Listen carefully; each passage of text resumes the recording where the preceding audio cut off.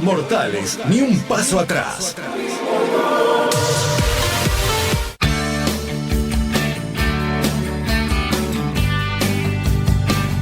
Ya le damos la bienvenida y agradecerle, por supuesto, a Hugo que está del otro lado. ¿Qué tal, Hugo? Buenas tardes, ¿cómo va? ¿Qué tal? Buenas tardes, bien. Buenas tardes, Hugo, bienvenido. Gracias. Bueno, Hugo, han sucedido muchas cosas durante esta semana, pero me gustaría por ahí, maestro, le puedo decir maestro, porque es maestro, Hugo, es nuestro querido maestro histórico de la CETERA, así que bueno. Hugo, por ahí una primera reflexión después de estas primarias abiertas, simultáneas, obligatorias, las PASO.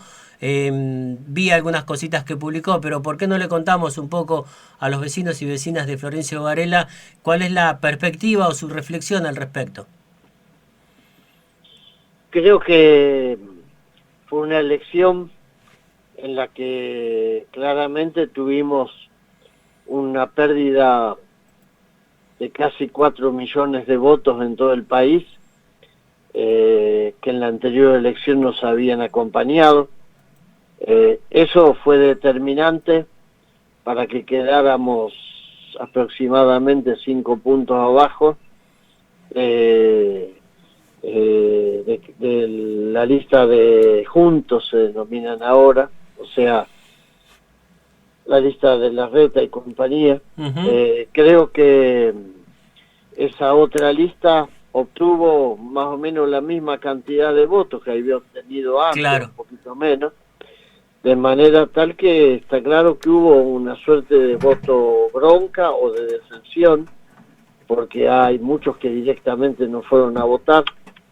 Creo que es un mensaje claro de que hay que cambiar cosas, y entiendo que lo que hay que cambiar básicamente tiene que ver con el tema del descontrol, del aumento de los precios, que necesita que el Estado tenga mayor energía frente a los grupos formadores de precios. El tema del desempleo creo que es otro llamado de atención. Tenemos que empezar a revertir esta destrucción del empleo que ya venía de antes, pero que se agudizó con la pandemia.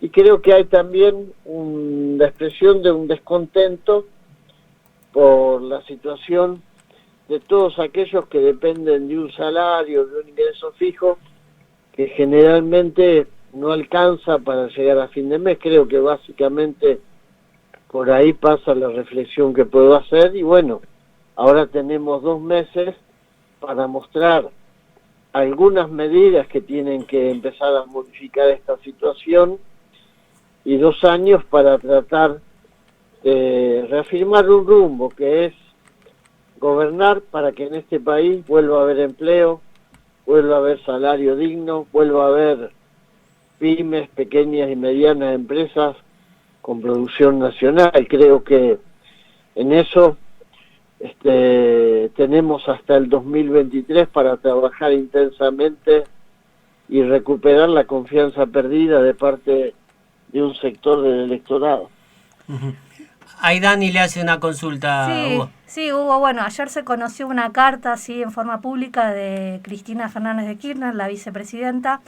Quería, digamos, que nos dé alguna opinión de su mirada sobre esa carta y, digamos, todo lo que se plantea, se expresa en esa carta. ¿Cuál es su mirada, su opinión? Yo, en líneas generales, comparto las críticas que en esa carta expresa la compañera Cristina Kirchner.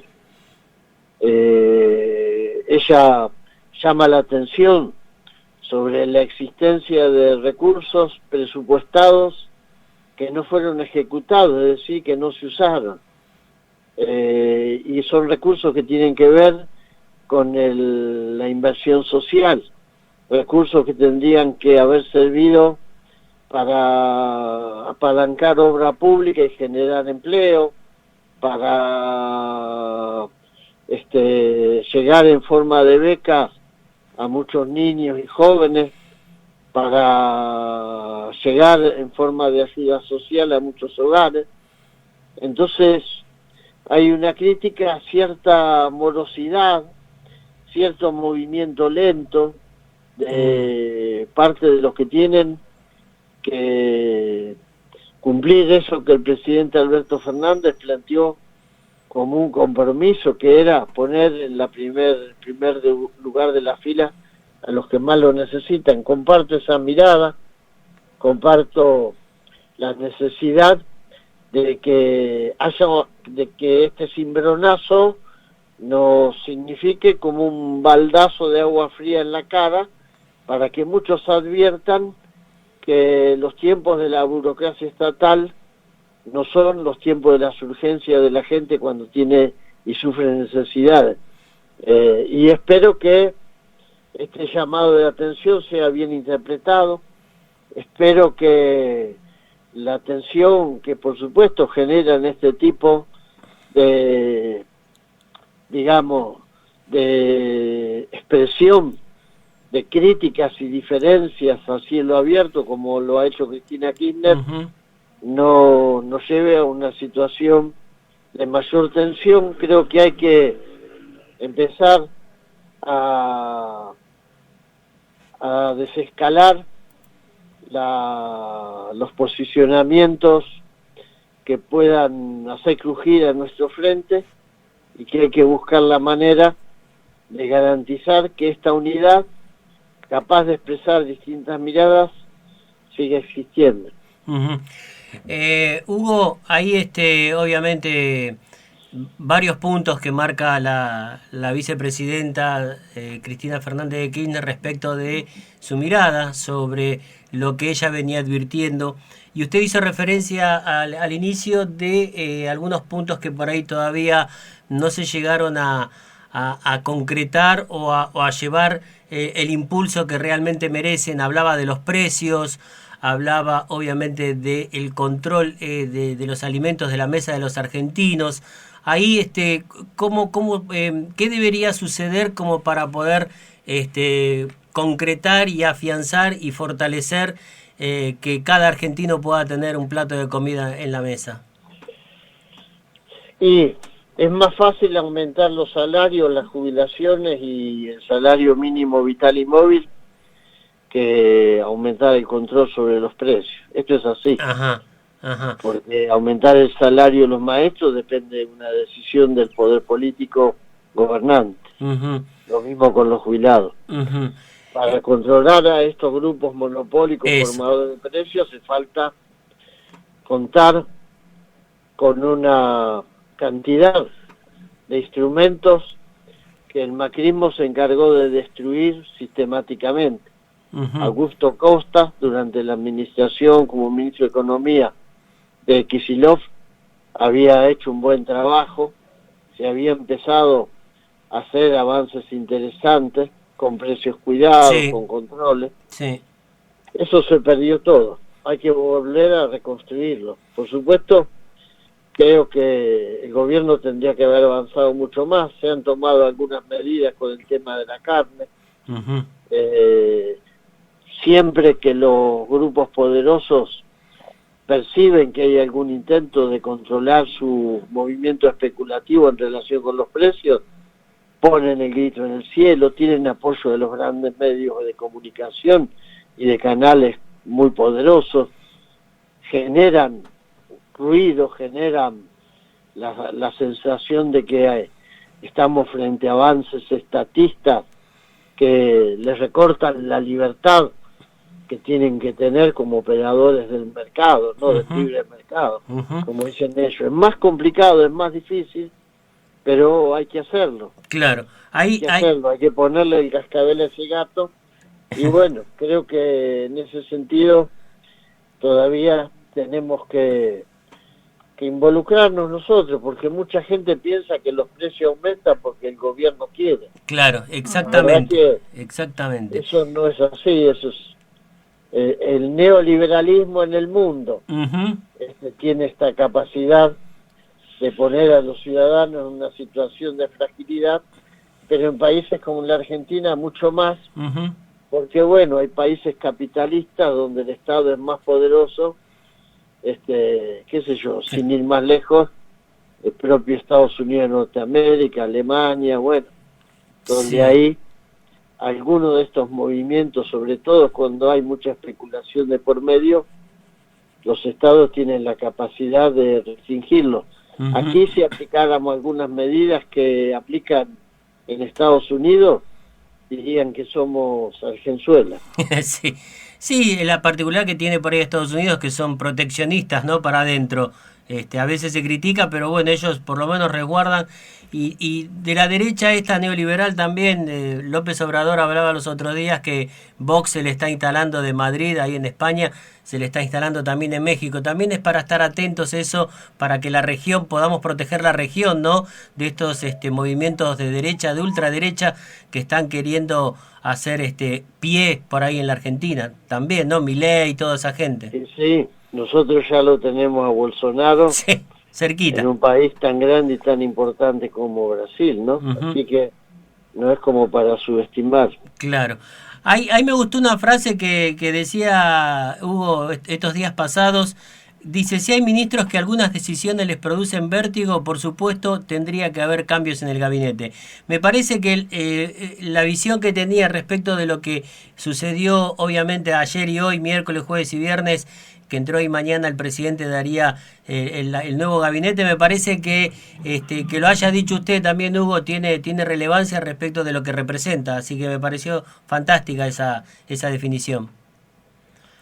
Sí, bueno, son esas cosas, viste, esas reflexiones que van surgiendo a medida que uno dialoga con los medios, y la verdad me vino la imagen de algunos ministros que cuando le hemos planteado algunos temas dicen, no, pero eso no se puede hacer. Y la verdad, hay cosas que se tienen que hacer. Claro. Sobre todo cuando enfrentamos situaciones difíciles en términos sociales para tanta gente, ¿no? Hugo, lo llevo un poco a lo que tiene que ver con esto que está en danza, bueno, que la ex orgullosamente bonaerense no leyó el proyecto de ley. Esto que se está hablando de despidos sin indemnizaciones. Obviamente la representación que usted tiene, Hugo, con la central es fundamental, que por ahí nos pueda contar un poco cómo se pretende desde la derecha el avasallamiento a los derechos, obviamente, de los trabajadores. Sí, con un argumento absolutamente falso, porque ellos dicen, si eliminamos las indemnizaciones, los empleadores van a tomar muchos trabajadores porque ya no le van a tener miedo después a los despidos y a lo que tengan que pagar. Y la verdad, en todos los lugares donde se hizo eso, lo único que ellos lograron es profundizar la asimetría, la disparidad de fuerza entre el capital y el trabajo, donde claramente el más débil es el trabajador. Porque cuando vos eliminás la indemnización, eliminás el artículo 14 bis. Exacto. Que dice que el Estado tiene la obligación de garantizar que no haya trabajadores despedidos sin causa. Tal cual. Cuando vos eliminás la indemnización, cosa que tendría que empezar por modificar la Constitución, eliminando el 14 bis, además de eliminar la estabilidad, eliminás el derecho a reclamar o a defenderte. ¿Qué trabajador va a pedir un derecho, qué sé yo, equipamiento de seguridad, claro, o aumento de salario, o comedor en el lugar de trabajo, si sabe que no tiene estabilidad? Y las patronales en ese sentido, cuando tienen la posibilidad de despedir, lo hacen. Lo hemos visto infinidad de veces. Es decir, que más que la eliminación de la indemnización sería directamente eliminar todo el garantismo sindical que en la relación trabajador-patrón defiende al más débil, que es el patrón. Las leyes están para defender a los más débiles. Los más fuertes tienen eso, la fuerza. La fuerza de los actos que ellos generan, que bueno, si no hay una red de protección, no tienen límite. Hay otro argumento que también se barajó en este planteo, que es el bajar el nivel de litigiosidad, ¿no? La cantidad de juicios, que seguramente es falso, ¿no? Absolutamente, ese era el argumento de Mauricio Macri, absolutamente claro. Indemostrable. Falso totalmente, porque desde ya, si vos no tenés ningún derecho y no te protege ninguna ley, la litigiosidad va a bajar porque no vas a poder litigiar. Si te echan y te vas con la cabecita agacha. Claro. Siglo, qué sé yo, finales del siglo XVIII, principio del siglo XIX, ¿no? Estaríamos volviendo ahí, por supuesto. Para Mauricio Macri, los que piensan como él, sería la panacea, el paraíso. La doctora Salvo, Natalia Salvo, decía que ni la dictadura se atrevió a tanto como estos muchachos. No, claro, no pasó eso. Ahí hablaba de los trabajadores, hablamos de la CGT va a tener congresos próximamente, se está definiendo. Ayer apareció Hugo Moyano también por los medios, junto a Sacías. Digo, en este contexto, ¿cómo ve la reagrupación? Se hablaba de un cuarteto, más que un triunvirato, el manejo. ¿Cómo está ese temita, Hugo? No, la verdad que estoy un poco ajeno, estoy mirando de lejos. Ojalá pueda haber un cambio positivo, pero lamentablemente hay dirigentes que yo creo que tienen los ojos en la nuca todavía. Clarito, más claro que eso. Hugo, se acerca el 17 de octubre. Ahí hablábamos que el miércoles tenemos un columnista que es Raúl Utín, un empresario pyme. No sé si lo conoce, le dejó saludos. Sí, saludos lo conozco, sí. Saludos a Hugo, denle mis saludos a Hugo. Sí. Y él hace 15 días más o menos nos habló de un 18 de octubre, una movilización, y justo después le comentaba a Raúl el miércoles que lo había escuchado usted, que también hacía referencia al respecto. ¿Cómo está ese tema? Estamos viendo, ahora tenemos plenario de la CTA el miércoles o jueves creo, y vamos a definir una convocatoria. Vamos a ver si el 17 de octubre, que es domingo, o el 18. Ajá. Digo, están todos pero los la idea es recuperar la posibilidad de hacer un acto, ya dejando atrás las redes virtuales. Ahí Dani le hace una pregunta. Sí, Hugo, bueno, teniendo en cuenta todos estos días que nos atravesaron, ¿no? Desde lo político, ¿cuál es su posición de qué se debe hacer para sostener la unidad en el frente de todos? No, creo que hay que generar instancias que nos permitan tener ámbitos donde podamos hacer señalamientos críticos, escucharnos, y encontrar la manera de salir de esto con un gabinete que tenga equilibrio, que represente distintos sectores. Ahí lanzaron un comunicado a la CTA frente a la crisis, Mesa Nacional de la CTA de los Trabajadores, que se publicó. Hugo, ¿por qué no nos resume un poco? Si bien algunos puntos ya nos destacó, lo resumimos un poco.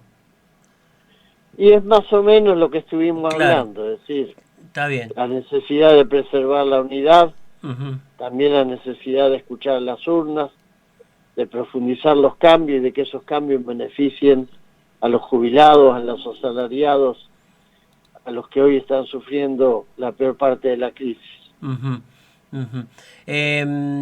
Va por un nuevo mandato, ¿no, Hugo? Sí, voy por un nuevo mandato.